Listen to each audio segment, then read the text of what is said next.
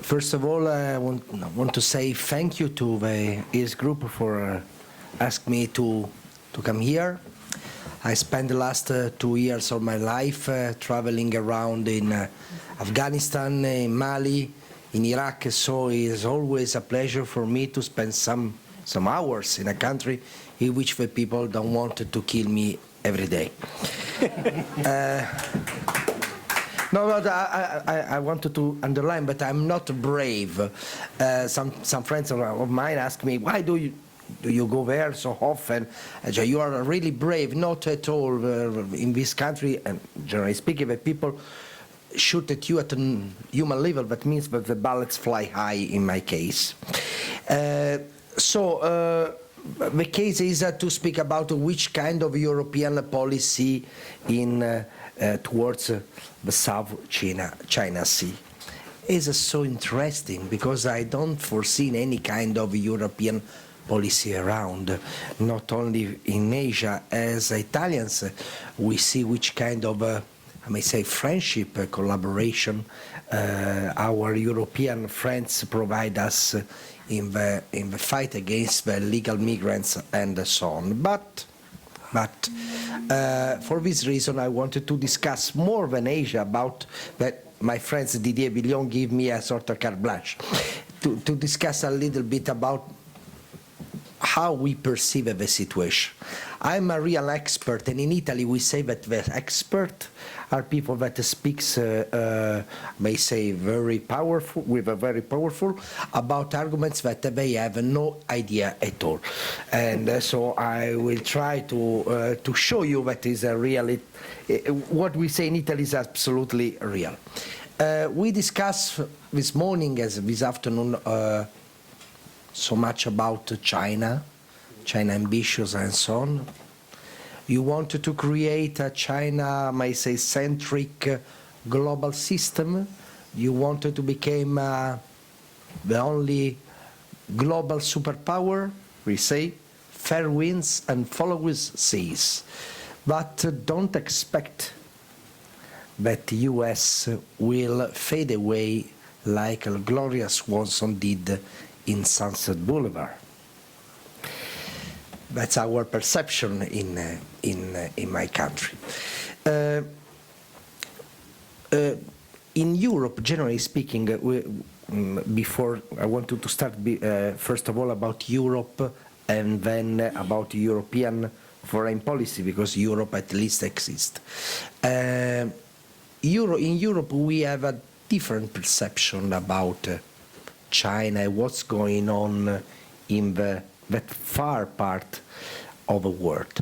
If you discuss in my country, or generally speaking also in French, Germany, in UK, in Spain and so on, you perceive a sort of economical threat or economical opportunity, depends obviously about your point of view.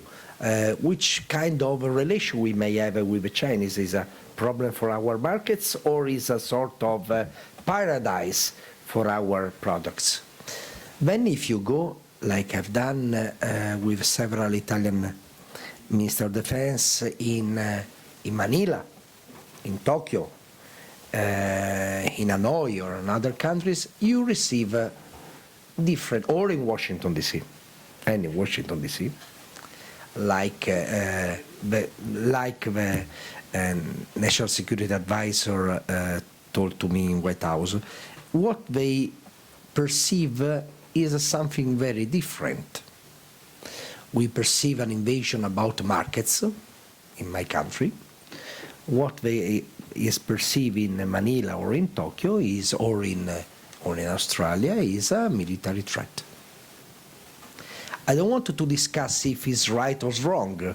It's something that is for the really top experts. But what I wanted to underline is that as an analyst, I work 5% of my time with a reality and 95% with a perception. So I don't want to discuss about the reality of this perception, but this perception is real. So then discuss about which kind of a European policy we have towards this important, so important part of the world. My country lives by the sea, from the sea. So without goods that comes from the choke points in that part of the Pacific, or almost the Pacific, out of the world, sincerely, we could have a seriously economic crisis, worse than the economical crisis that Europe is facing nowadays. European policy? Zero. Why? Except obviously some initiatives, but initiatives are not always a part of a, I may say, a whole policy. Why? Because the vast majority of European countries prefer to have a bilateral approach, like the Shangri-La dialogue, instead to having a European approach. But it's not only for the Far East, it's the same for Middle East, or from Africa, or from Mediterranean as well. It's a problem that we as Italians, obviously I'm speaking only as chairman of a Center for International Studies, but having survived several Ministry of Defense and Minister of Foreign Affairs of my country, I can have, I must say, almost an idea how the things are perceived in my country. And what we see is that French, UK, German and other countries prefer to have a sort of European shield to run bilateral affairs. That is good for us. I'm sorry, it's good for them, but it's not good for us. And also, like my distinguished colleague underlined a few seconds before, when you discuss about security and about foreign affairs, you have to deal with 28 actors. Then 28 actors that have different histories, different perceptions, and different budgets as well. For example, we see that nowadays a huge part of these 28 actors are very worried about the Russian-Ukrainian affairs, but less attention towards other issues like the Mediterranean, for instance. And it's the same for Far East. Moreover, I truly believe that for the next 25 years, you will count more and more inside NATO or OTAN if you will, I may say, follow the American intention in the Far East. As you know, Europe is not anymore a huge American interest. Pacific and Indian Ocean is the new, I may say, diplomatic, economical, and military battlefield for Washington, D.C. And we perceive that if you will, I may say, give them some kind of support, diplomatic or military support, in terms of stronger ties with several countries, you will count more and more in Brussels in the sense of NATO HQ. That's the feeling that I receive and my analysts receive making some trips around. So my suggestion is, do we really want more Europe in the Far East? For me, yes. And we have a door, we have a key, and this key is the Asian.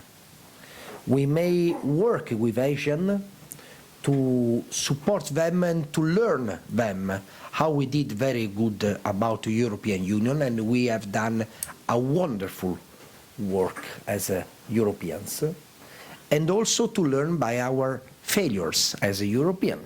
We have a strong economical reality, but a very weak political reality. I want to end with an opportunity for me.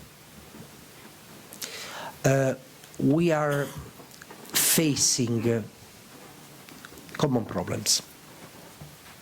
we are facing common troubles, but we are also, in front of us, there are many common goals that we may reach.